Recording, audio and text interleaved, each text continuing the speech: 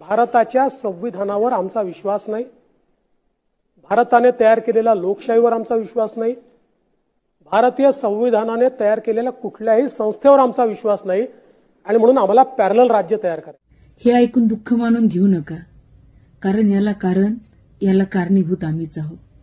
जर आमचे लोक पैशासाठी विकले गेले नसते, जर या मनोवाद्यांना फेकलेली हड्डी तिथे जाऊन चगळत बसले नसते, तर आज या लोकांची हिंमत झाली नसती. आता अमित शाह, आता देवेंद्र फडणवीस सर्व आपली अवकात दाखवत आहेत. कारण तुम्हाला माहिती आहे, जेव्हा यांना खासदारकीमध्ये जेबीवाल्यांनी फटका दाखवला होता, तर आमदारकीमध्ये तुम्हाला संविधानाचा विजय, बाबासाहेबांचा विजय करू लागले आणि जसा यांचा विजय झाला हे आपली अवकात दाखवू लागले. देवेंद्र फडणवीस म्हणते मला संविधान मान्य नाही, तिकडे अमित शाह म्हणते की बाबासाहेब फॅशन हो.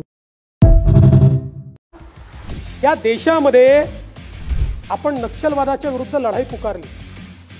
नक्षलवादी काय करतात? नक्षलवादी भारताच्या संविधानावर आमचा विश्वास नाही, भारताने तयार केलेल्या लोकशाहीवर आमचा विश्वास नाही, भारतीय संविधानाने तयार केलेल्या कुठल्याही संस्थेवर आमचा विश्वास नाही आणि म्हणून आम्हाला पॅरलल राज्य तयार करायचं. संविधानाने तयार केलेले इन्स्टिट्यूशन, कोर्ट असेल, हायकोर्ट, सुप्रीम कोर्ट असेल, आरबीआय असेल, सीएजी असेल, इलेक्शन कमिशन असेल, अशा प्रत्येक संस्थेच्या बद्दल लोकांच्या मनात संशय तयार करायचा. इन टोटल लोकांचा लोकशाहीवरचा विश्वास निघाला पाहिजे.